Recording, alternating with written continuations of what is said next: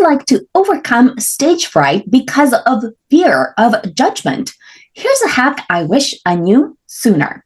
Welcome to Speakers Are Leaders podcast with Harry Sardinas and Lily Patrascu. Discover how to become a charismatic speaker and leader so you can attract ideal clients and business collaborations sooner.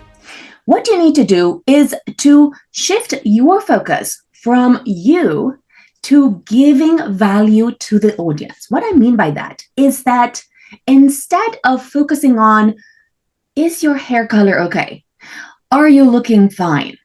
Are you delivering what you want to deliver in the right way? Instead of focusing on you, you need to be focusing on your audience and on giving them the value they actually came to learn. So for example, if they came to learn about how to put their makeup on, well, teach them about that and stop focusing on you. Absolutely. It's not about you. Can you imagine the first time that I go to the stage, if I'm looking at me, shabby, bald, and nobody?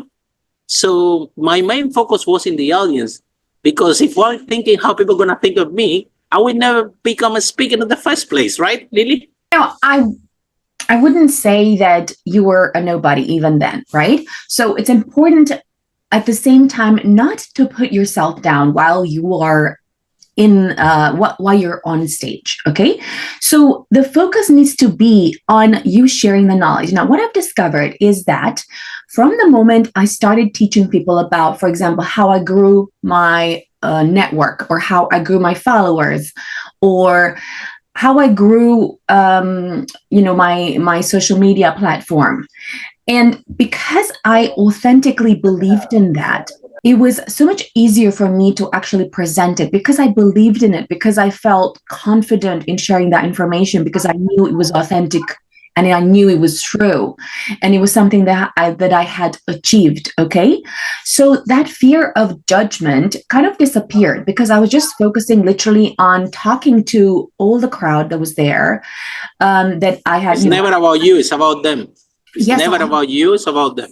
So I had gathered everyone there, and what I was doing was I was literally just talking to them as if they were my friend, okay? And even though, yes, it's true that I knew some people, and it does help a lot to have some friendly faces in the audience, and you can't always do it, right? You can't always go with your friend somewhere, and you can't always go to an audience where you have at least one person that you know. But I do find that it helps you when you do have that, okay? Now, regardless of whether there are friendly faces or not, if you start shifting your focus to something that you know, that you feel confident in, because you have belief in that content and you have achieved that. So whatever it is that you have done, as long as you have confidence and you have belief in that particular thing that you're about to teach them, as long as you're not teaching them something that you actually haven't done, that you have no proof about, you are going to feel a lot more confident because you are going to relax. And when you relax, you are going to talk to them as if they are your friends. And the other thing that I've discovered is that if you are talking to them as if they are your friends, there is not that fear of almost like having a monologue and speaking to them. The whole idea is about speaking with them. It's a conversation, okay? Let's share a story, because when we do these events, speakers and leaders, sometimes we have 200, 300 people in the room, and this is what we do. I said, okay, raise the hand who has fear of speaking public, and then you might see that 85% of the people raise the hand. Yeah, the other 15%, they are even more scared. They're so scared that they don't even raise the hand. But let's work with this 85%. So these 85% are there. They're so scared about speaking public, and they all raise their hand. So then I always say, okay, fine. Can 10 people come here to the stage, and we're gonna do a little exercise. So the 10 people more brave out of these 85%, they are walking to the stage. But you can see the fear on their eyes. They're thinking, what this bored chubby guy is going to do with me? So, and after we line up the 10 people on the stage, and I always ask them a question to the first person. Okay, can you tell the audience the name of your dad? And the guy said to the audience, oh, the name of my dad is Pedro. Okay, can you tell the name of your son? I said, okay, the name of my son is Juan. And then I asked to the next person, okay, can you tell the audience what is the name of your sister? What is the name of your brother? And like this, every person, I continue asking these questions about what are the names of the dad, the sister, what are their age, what is the name of the best friend. And all of a sudden, 10 people that have a huge fear of public speaking actually then and then start to speak confident in front of 200, 300 people. So what's the point of the story? The point of the story is that there is no such thing as fear of public speaking. The fear is about the unknown. And these people that came to the stage, they were saying and sharing confident the name of the dad, the name of the mom, their age, because they knew that there is no way that this audience can challenge, that they don't know their age, that audience cannot challenge what's the name of the mom or dad.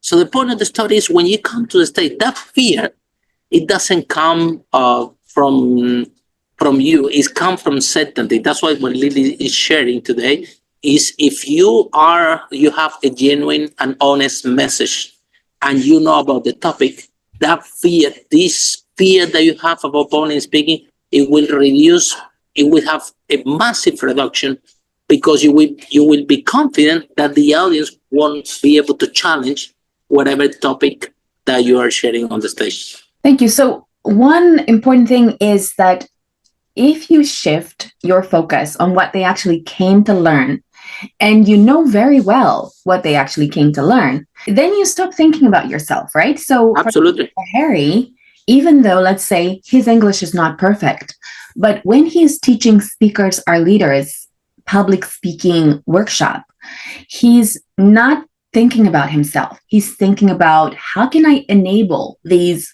50 people, these 200 people, whatever the crowd number is, to have a massive breakthrough in their lives. And because his focus is there, his full attention is there. He is very much, you can say, focused on that goal, on teaching the audience the exact steps they came to learn so that they can empower themselves to make significant changes in their life, whether it's success, whether it's empowering themselves to have a better job, whether it's empowering themselves to finally take the actions they've been dying to take, but they didn't have the courage to empower themselves to speak online or on stage about their products and services and to become better at pitching for investments, so much as possible, right? Now, when you focus on that, on just giving the audience what they came for, and you know deep in your heart that that content is something you have mastered because you know it so well because you have done it. Now, the fear could come from, let's say, if you haven't done it, okay? The other fear that could come from there is, let's say, if there are people in the audience that are a lot more advanced than you. And then you start to be worried. Like, let's say if you have, the president of a country, or if you have someone who is, way ahead in that same field, you could have a fear of feeling or looking stupid, right? And what you have to remember is that even though there are people who are way more advanced than you in a certain field, you know your stuff. And at the same time, there are thousands of people who don't yet have the knowledge and the expertise that you have. So you need to focus on that, because what you are there to do is you're there to teach the people that are there to learn from you. And yes, there will be conferences where you are going to find there are going to be speakers. So for example, at a multi-speaker event, you're going to find that there will be speakers that are going to be way more advanced than you in a certain topic. And you have to just accept this is what's going to happen. And of course, in the audience, there are students, maybe they will be more advanced than you. But that's okay, because you know your topic and your target market are a certain group of people that don't know your specific topic. And that's what you need to be focusing on. And I remember Lily, you see, Lily have spoken in front of billionaires. Yeah, I remember in our exponential business growth strategy when Lily spoke and there were billionaires in the audience. And after the guy told Lily, you have done great job. So never feel intimidated. I mean, we have spoken about in front of ex-prime minister, ex-presidents, ministers of finance, royal family, billionaires. So you never feel intimidated for whoever is in the audience, because at the end of the day, you have your message for everybody there. It's never about you, it's about them. So to sum up, don't put what you want to say in front of what the audience wants to hear. What the audience wants to hear, this is the priority. You have to be able to identify what the audience wants to hear and deliver that, regardless if you have a billionaire in the audience, if you have a royal family, if you have ambassadors and ministers there, because at the end of the day, the most important is your message. So to sum up, it's never about you, it's always about them. Follow us for more charismatic speaker and leader tips.